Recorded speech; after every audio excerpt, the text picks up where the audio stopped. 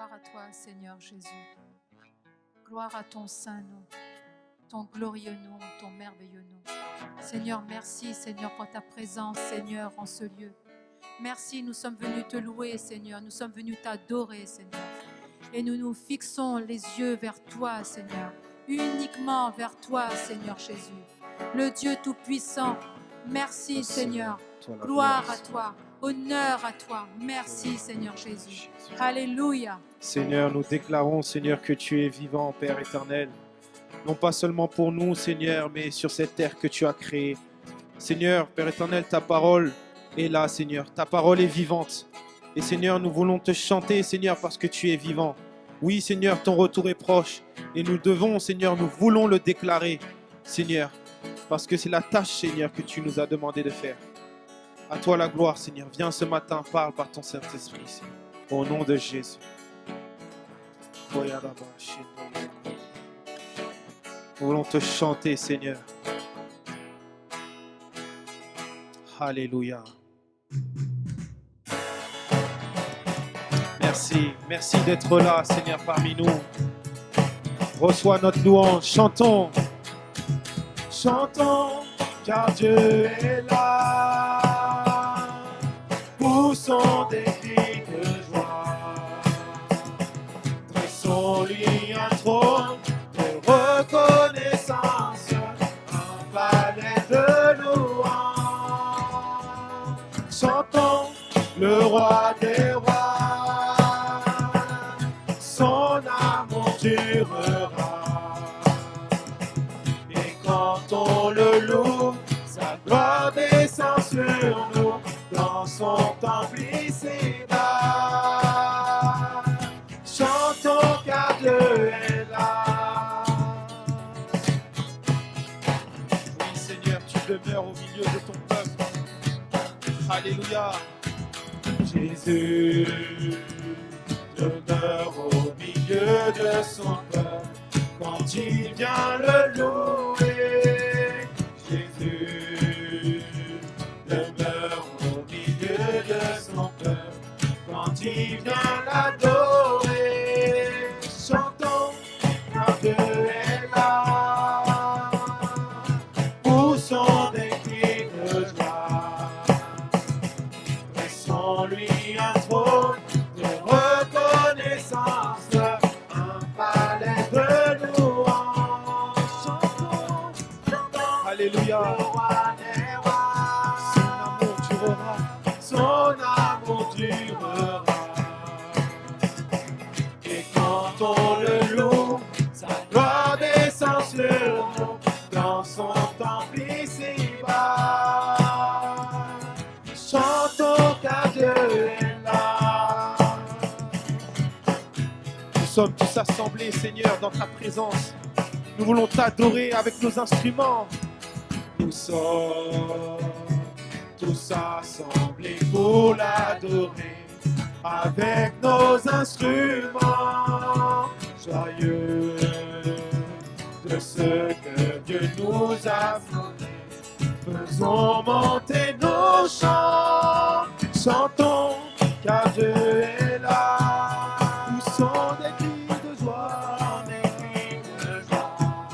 dressons-lui un trône, reconnaissance, un palais de louange. Chantons le roi des rois, un amour durera. Et quand on le loue, sa gloire descend sur nous, dans son temple ici-bas. Chantons car Dieu est là. Chantons car Dieu est là. Chantons car Dieu est là. Oh. Alléluia, Seigneur. Ton esprit est là, Seigneur. Jour de joie, jour de victoire, il étend sa main d'en haut, me retire des grandes eaux.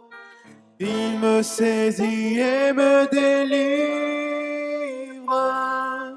L'Éternel est mon appui devant tous mes ennemis. Dieu se lève avec éclat et il marche devant moi. Alléluia, Seigneur. Merci pour ce jour que tu as fait.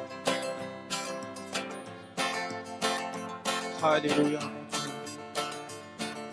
Nous voulons te le chanter, Seigneur, véritablement. Jour de joie, jour de joie, jour de victoire. Il étend sa main d'en haut, me retire des grandes eaux. Il me saisit et me délivre. L'Éternel est mon appui devant tous mes ennemis. Il se lève avec éclat. Et tu marches, Seigneur, et il marche de. Nous voulons le reprendre, jour de joie avec entrain. Jour de joie, jour de victoire, il est temps.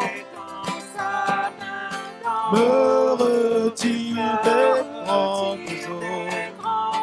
Tu me saisis, Seigneur, et me délivre. L'Éternel est mon appui devant tous mes ennemis. Je se lève avec éclat et il marche devant moi. Nous voulons le dire, Seigneur. Alléluia, Père éternel. Merci pour la louange. Merci, Seigneur, pour l'esprit, le souffle de vie, Seigneur, que tu nous permets d'avoir, Seigneur. Oui, reçois notre reconnaissance. Parce que si nous sommes là, c'est pour toi. C'est par ta grâce, Seigneur. Merci, merci d'être vivant. Merci d'avoir vraiment... Merci pour tout ce que tu as fait dans nos vies, Seigneur. Les mots me manquent, Seigneur, ce matin. Dieu se lève avec éclat. Dieu se lève avec éclat. Et il marche devant moi. Dieu se lève avec éclat. Et il marche devant moi. Dieu se lève. Dieu se lève avec éclat. Et il marche devant moi.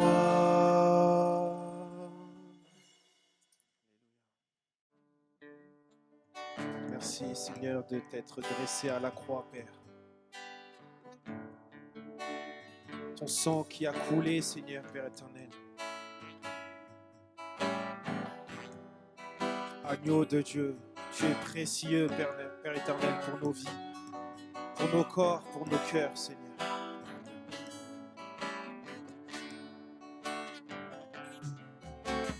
Une croix dressée, un corps crucifié, sur la terre des hommes, rude châtiment pour un innocent condamné pour avoir trop aimé. Donnez-moi 1000 voix, donnez-moi 1000 voix pour crier toute la vérité. Car sur la croix, le Sauveur, le don de l'Éternel, mourait pour nous ouvrir le ciel. Ni l'or, ni l'or et l'argent ne pourraient acheter, Seigneur, une goutte de sang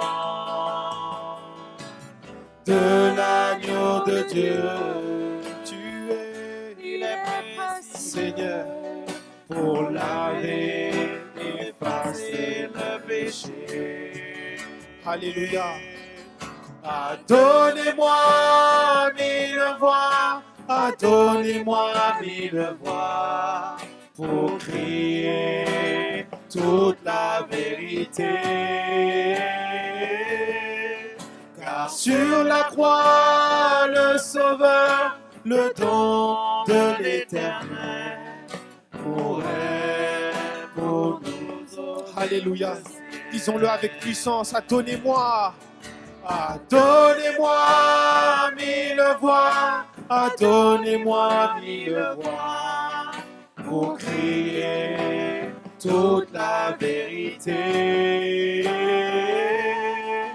Car sur la croix, le Sauveur, le don de l'Éternel, mourait pour nous ouvrir le ciel.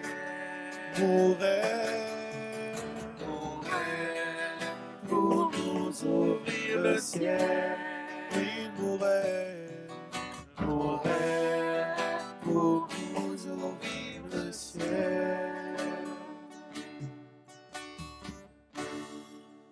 Gloire à l'agneau, Seigneur. C'est vraiment Dieu, tu mourrais pour ouvrir le ciel, pour que nous soyons sauvés, libérés, Père éternel. Et nous voulons te remercier, Qui est Père comme éternel, toi, de Seigneur? préparer, Seigneur Dieu, nos cœurs à recevoir encore de toi, à recevoir cette parole divine, Père éternel. Merci encore, Seigneur Dieu, qu'elle nous fasse du bien, que nous puissions avoir, Seigneur Dieu, des oreilles pour entendre, Père éternel, ce que tu as à nous annoncer. Que notre cœur soit prêt, Seigneur Dieu, d'être rempli de toi, d'être rempli de ton esprit. Oui, tu es capable, Père éternel, de pouvoir nous fortifier, de pouvoir nous enseigner encore. Alors, Père éternel, merci. Merci pour cette parole, Seigneur Dieu, qui va être prêchée encore, qui va être apportée, Seigneur Dieu, et qu'elle soit dirigée, Seigneur Dieu, selon ton Saint-Esprit. Merci pour ta grâce et que ton nom seul soit béni. Amen. Alléluia. Jésus, merci Seigneur.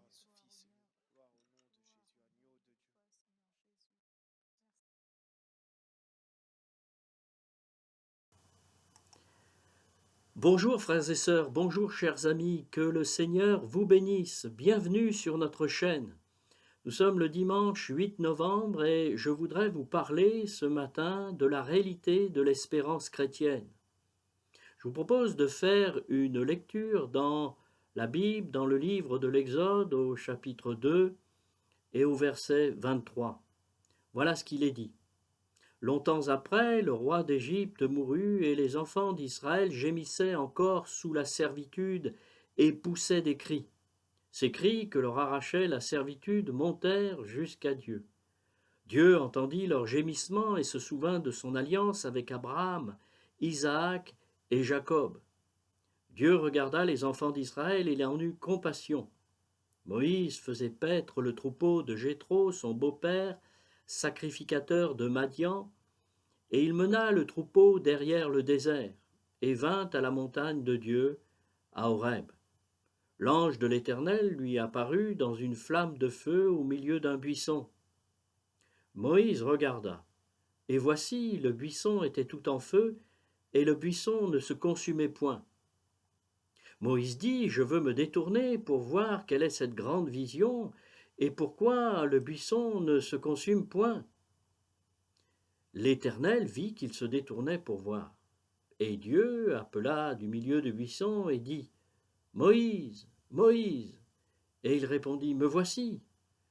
N'approche pas d'ici, ôte tes souliers de tes pieds, car le lieu sur lequel tu te tiens est une terre sainte. Et il ajouta, je suis le Dieu de ton père, le Dieu d'Abraham, le Dieu d'Isaac et le Dieu de Jacob.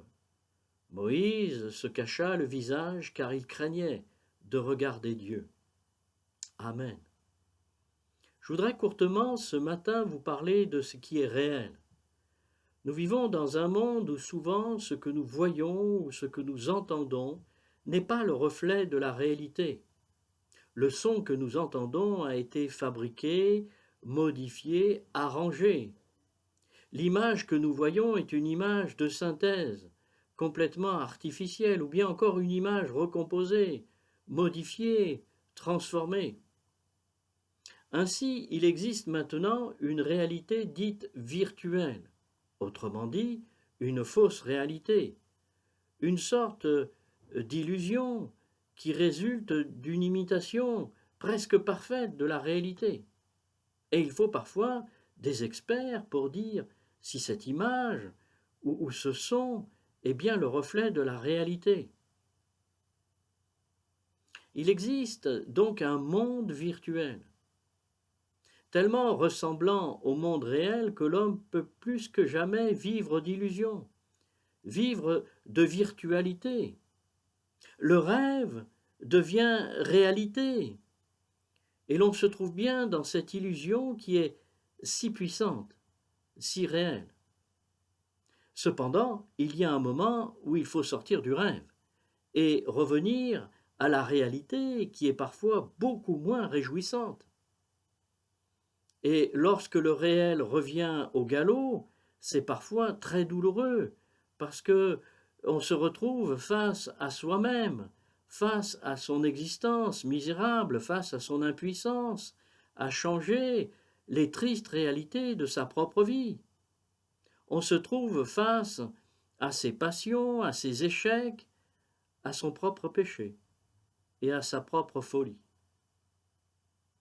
Mais Dieu est un Dieu réel, qui ne cherche pas à faire de l'illusion, mais qui cherche au contraire à se révéler comme étant le Dieu vivant et vrai, le Dieu véritable, celui qui est fidèle, qui ne ment pas. Moïse était un homme du réel. Il était berger. Il savait ce qu'était la montagne, les pâturages, les brebis. Il connaissait parfaitement les risques du désert. Et c'était un observateur, non pas de la virtualité, mais c'était un observateur du réel. Et lorsqu'il a vu ce buisson qui semblait irréel, la Bible me dit qu'il s'est détourné. Il a fait un détour. Et ce qu'il a vu n'était pas une illusion, mais une réalité. Il a vu le feu et c'était comme nous dit la Bible, une grande vision, une chose étonnante, un phénomène extraordinaire. Il a vu un buisson, il a vraiment vu le feu, mais le buisson ne se consumait pas. Il brûlait, mais il ne disparaissait pas dans le feu, comme d'ordinaire. Parce que des buissons en feu, Moïse avait déjà dû en voir, mais il se consumait. Moïse va entendre une voix qui va lui parler directement.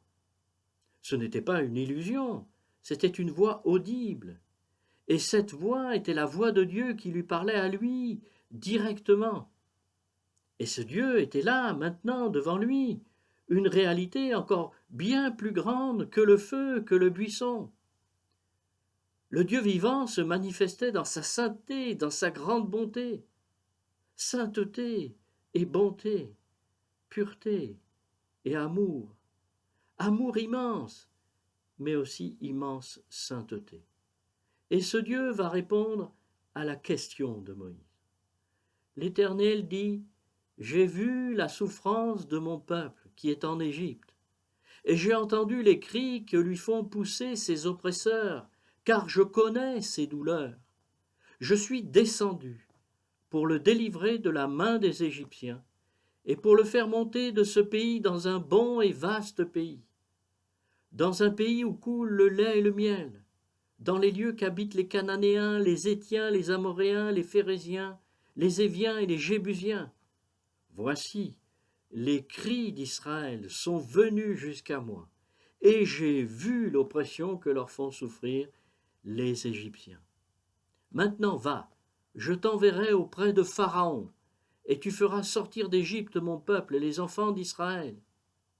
Moïse dit à Dieu, qui suis-je pour aller vers Pharaon, pour faire sortir d'Égypte les enfants d'Israël? Dieu dit, je serai avec toi, et ceci sera pour toi le signe que c'est moi qui t'envoie. Quand tu auras fait sortir d'Égypte le peuple, vous servirez Dieu sur cette montagne. Moïse dit à Dieu, « J'irai donc vers les enfants d'Israël et je leur dirai, le Dieu de vos pères m'envoie vers vous. Mais s'ils me demandent quel est son nom, que leur répondrai-je » Dieu dit à Moïse, « Je suis celui qui suis. » Et il ajouta, « C'est ainsi que tu répondras aux enfants d'Israël. Celui qui s'appelle « Je suis » m'a envoyé vers vous. » Amen. Ce Dieu merveilleux va révéler à Moïse son identité. Il va révéler sa réalité à Moïse. Il va révéler qu'il est celui qui existe réellement, celui qui est présent, réel de toute éternité et qui vit dans l'éternel présent. Il s'appelle « Je suis ». Et il va dire à Moïse, je vais agir, parce que j'ai entendu les cris de l'oppression. Je viens pour t'envoyer comme libérateur de mon peuple. Je pourvois par amour au salut de mon peuple en suscitant un sauveur, un libérateur. Je connais la réalité de l'esclavage et je viens pour délivrer maintenant. Il y a non pas une illusion, mais une réalité. Le peuple qui était esclave va sortir d'Égypte. Je veux affirmer ce matin que le Seigneur a vu l'esclavage de tous les hommes, car la Bible dit que tous nous sommes par nature et à cause de nos offenses des esclaves qui avons besoin d'être libérés de nos péchés, de nos transgressions. L'homme n'est pas naturellement bon et tourné vers le bien, mais il est au contraire atteint d'une maladie qui le tient esclave. Et les conséquences sur notre monde se voient aujourd'hui malheureusement à l'œil nu. Et ce sont des réalités bien tristes. Ce ne sont pas des illusions, mais malheureusement des choses cruellement vraies. Mais la bonne nouvelle, c'est que si le péché et ses conséquences sont vraies, sont réelles, l'amour de Dieu est également véritable, réel. Dieu a vraiment aimé le monde pour donner ce qu'il avait de plus cher, son Fils, Jésus-Christ. Ce que demande le Seigneur, c'est simplement de croire qu'il est véritablement celui qui peut sauver et guérir. Il ne veut pas nous donner quelque chose d'illusoire, mais de vrai, quelque chose de véritable. Jésus a dit, et ces paroles nous sont rapportées dans l'évangile de Jean, chapitre 8, au verset 36, « Si donc le Fils vous affranchit, vous serez réellement libre. » J'aime beaucoup ce mot « réellement ». Il ne s'agit pas d'une sorte de conviction virtuelle de quelque chose qui viendrait et puis qui disparaîtrait. Non, c'est une véritable liberté, une réelle liberté que le Seigneur donne.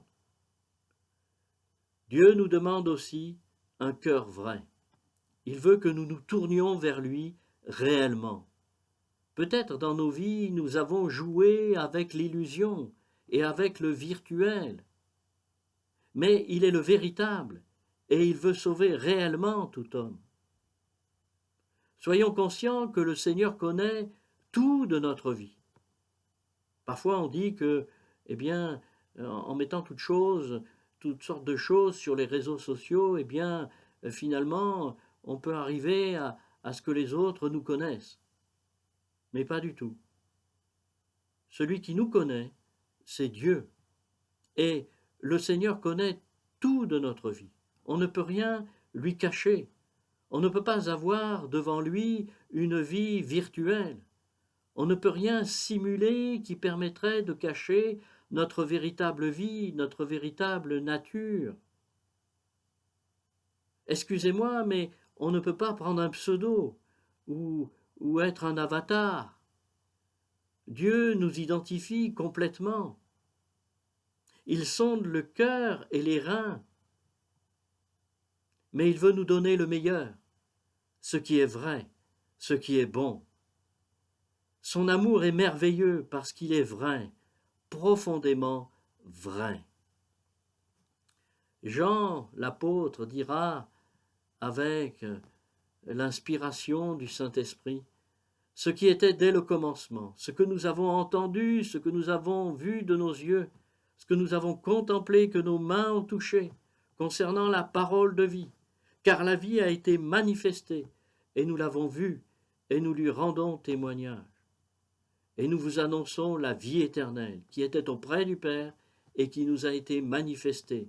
Ce que nous avons vu et entendu, nous vous l'annonçons, à vous aussi, afin que vous aussi vous soyez en communion avec nous. Or, notre communion avec le Père est avec son Fils Jésus-Christ. Et nous écrivons ces choses afin que notre joie soit parfaite. Notre communion est avec le Père et avec son Fils Jésus-Christ. Amen.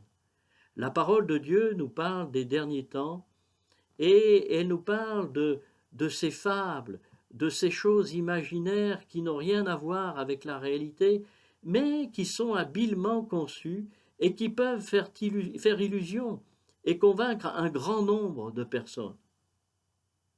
Dans la deuxième épître de Paul à Timothée, au chapitre 4 et au verset 3, il est dit ceci, « Car il viendra un temps où les hommes ne supporteront plus la saine doctrine, mais ayant la démangeaison d'entendre des choses agréables, ils se donneront une foule de docteurs selon leurs propres désirs, détourneront l'oreille de la vérité et se tourneront vers des fables. » Mais Pierre, dans son épître, affirme que ce qu'il annonce, ce qu'il prêche, ne vient pas de fables, mais de quelque chose de réellement vu et vécu.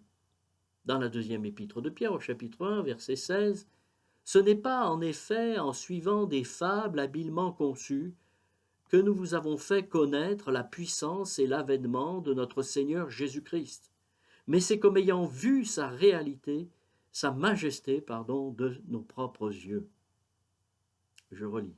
« Ce n'est pas en effet en suivant des fables habilement conçues que nous vous avons fait connaître la puissance et l'avènement de notre Seigneur Jésus-Christ, mais c'est comme ayant vu sa majesté de nos propres yeux. » Nous devons comprendre que l'ennemi de nos âmes est aussi un grand illusionniste et qu'il est capable de nous faire croire que certaines choses existent alors qu'elles n'ont pas de réalité.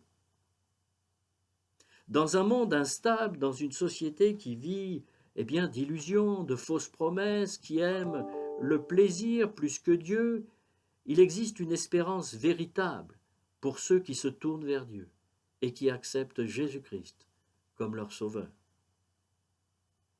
Dans l'Épître aux Hébreux, au chapitre 6, verset 9, « Cette espérance, nous la possédons comme une ancre de l'âme, sûre et solide. » Il y a une réelle espérance pour ceux qui sont en Jésus-Christ. Le Dieu éternel nous a réellement aimés et il a réellement envoyé son Fils unique pour nous sauver. Jésus-Christ est réellement mort sur la croix pour le pardon de nos péchés et il est réellement ressuscité. Nous qui avons accepté le Maître, nous savons qu'il est réellement le Fils de Dieu, le Fils du Dieu vivant et vrai. Et Dieu est capable de nous transformer réellement, de nous donner une nouvelle nature. Et il le fait, Amen.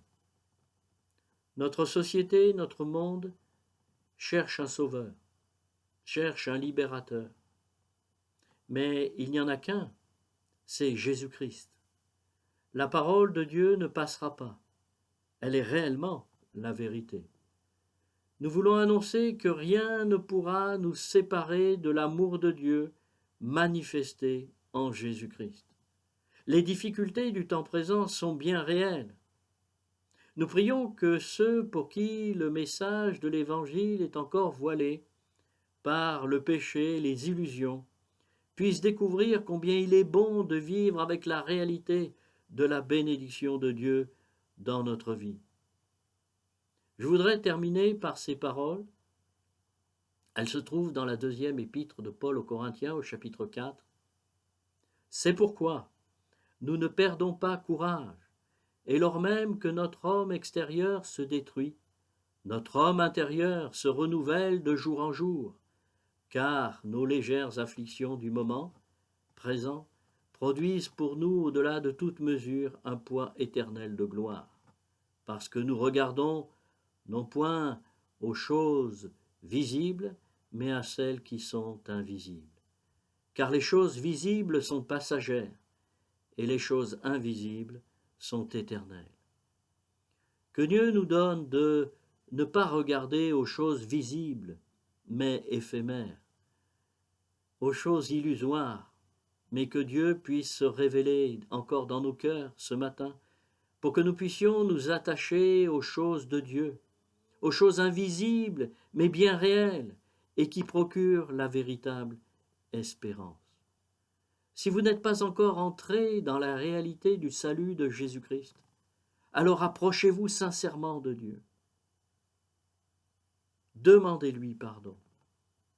Croyez que Jésus-Christ est votre Sauveur, et il le sera réellement. Que le Seigneur vous bénisse et vous garde dans la foi, dans l'espérance et dans son amour. Amen. Amen. On va prier quelques instants pour nous-mêmes, pour ceux qui ont besoin de découvrir la grâce en Jésus-Christ. Seigneur notre Père, nous te bénissons parce que, Seigneur, nous croyons que, au-delà de cet enregistrement vidéo, Seigneur, tu es le Dieu réel, le Dieu qui nous connaît parfaitement. Seigneur, tu connais ceux qui t'appartiennent, tu connais leurs difficultés, leurs soucis et peut-être même leurs souffrances. Mais nous avons une espérance réelle qui est basée sur Jésus-Christ. Et Seigneur, nous te remercions pour cela. Seigneur, je te prie pour tous ceux qui regarderont cette vidéo et qui n'ont pas encore donné leur cœur à Jésus-Christ, à leur Sauveur. Seigneur, qu'ils puissent faire cette démarche. Seigneur, qu'ils puissent reconnaître leurs péchés, qu'ils puissent reconnaître leur misère, et qu'ils puissent aussi reconnaître le Fils de Dieu, qui est descendu pour mourir sur une croix et pardonner leurs péchés. Seigneur, nous croyons que tu es ressuscité, et que lorsque tu viendras nous chercher, eh bien, nous irons vers toi. Seigneur, tu ressusciteras ceux qui sont morts en Christ, et tu les appelleras vers toi. Seigneur, nous avons cette espérance, et cette espérance est une espérance vivante. Seigneur, merci pour la croix. Merci pour ton amour, Seigneur. Merci pour la réalité de l'Évangile, qui est une puissance pour le salut de quiconque croit. Merci, Père céleste. Au nom de Jésus. Amen.